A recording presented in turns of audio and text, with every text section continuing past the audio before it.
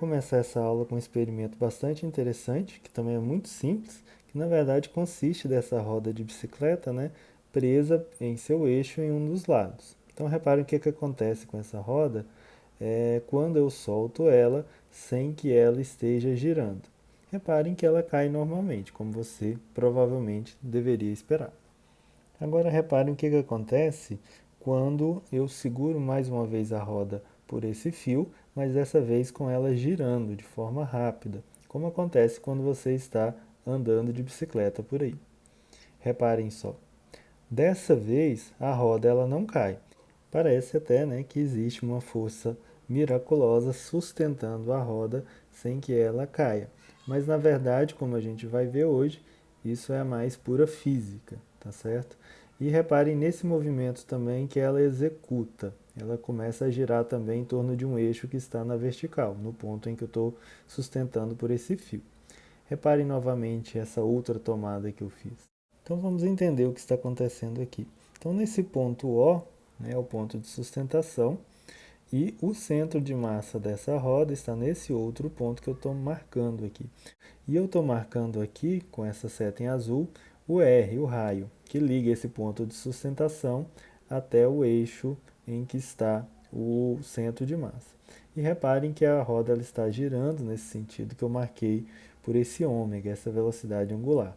Então, como ela gira nesse sentido, existe aqui, ao iniciar o movimento, um momento angular L, né, que aponta nessa direção ao longo do eixo da roda. E como a gente viu, ele pode ser dado pelo produto do momento de inércia pelo valor da velocidade angular, pelo vetor velocidade angular. Nós temos também uma força gravitacional que puxa essa roda para baixo, e essa força gravitacional ela executa um torque sobre o centro de massa da roda. Isso que faz com que a roda ela caia, né, quando nós não temos a roda girando. E para entender melhor esse movimento, a gente tem que lembrar também que no caso que eu mostrei, a roda ela executa um movimento de rotação com o eixo na vertical que teria essa trajetória que eu marquei em amarelo por o caso do centro de massa.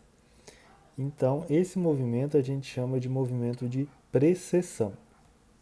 Então, para entender esse movimento de precessão e esse fenômeno como um todo, em que a roda ela não cai como esperado, a gente tem que olhar primeiro para o torque. Então, o torque da força gravitacional em relação a esse ponto O que eu desenhei. Então, o torque resultante sobre essa roda, né, ele pode ser dado pelo produto entre o R, né, o produto vetorial entre o R e a força gravitacional.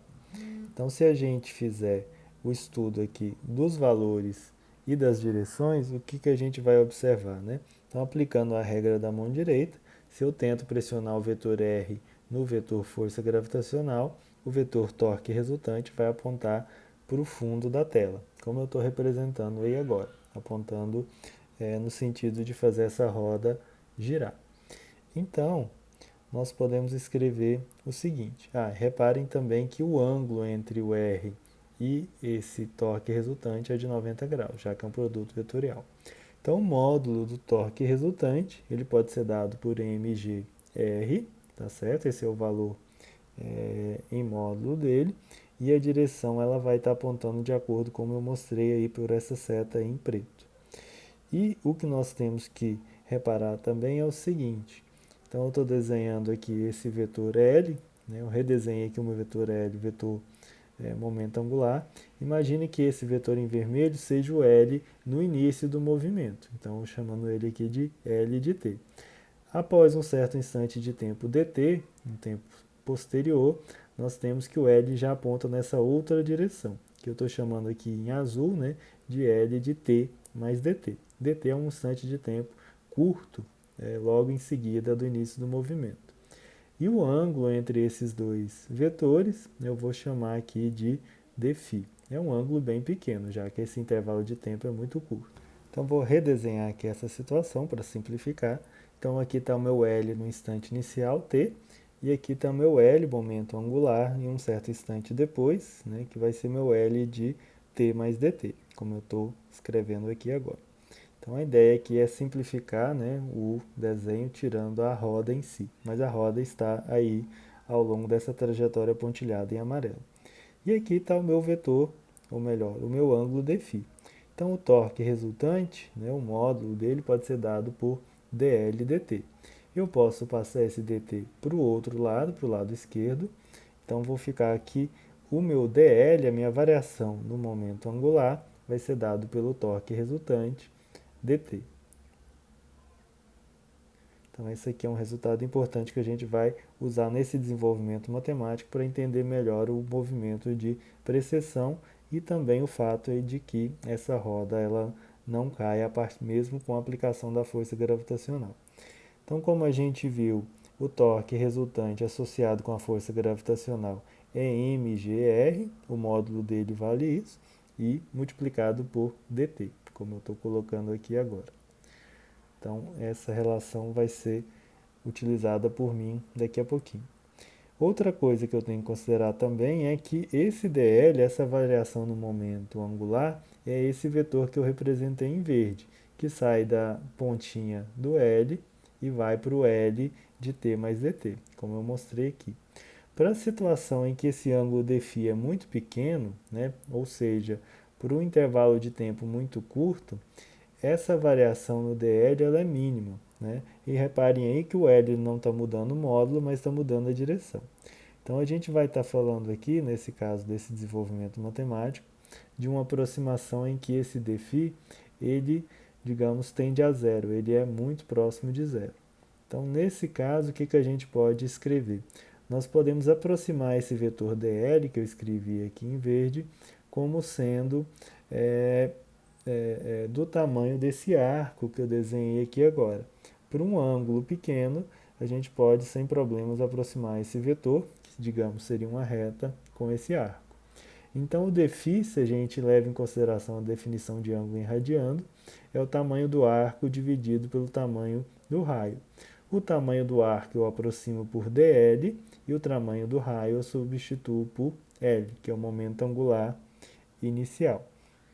Então, fazendo as substituições daquilo que a gente já conhece, eu fico com dφ é igual a dl, que é mg dt, como eu escrevi logo acima, e no lugar do L, como a gente vai ver depois, eu posso substituir o valor do momento angular inicial, o módulo dele, já que o módulo não vai mudar, mas a direção sim. Então, vou escrever aqui que o dφ vai ser igual a mgr dividido por L. E esse dt eu vou passar dividindo. Então, vou ficar com dφ dt igual a mgr dividido por L. E no lugar desse L, eu vou substituir o valor dele para o caso inicial, que é simplesmente o momento de inércia da roda de bicicleta multiplicado pela velocidade angular dela. E esse valor aqui, dφ dt, ele é, na verdade, a velocidade angular desse movimento de precessão. Né? Dφ é a taxa, é o ângulo, a variação do ângulo por intervalo de tempo. Então, essa daqui, esse ômega, que eu represento por esse ômega maiúsculo, é a minha velocidade angular de precessão, que pode ser dada por mgr dividido por I vezes ômega.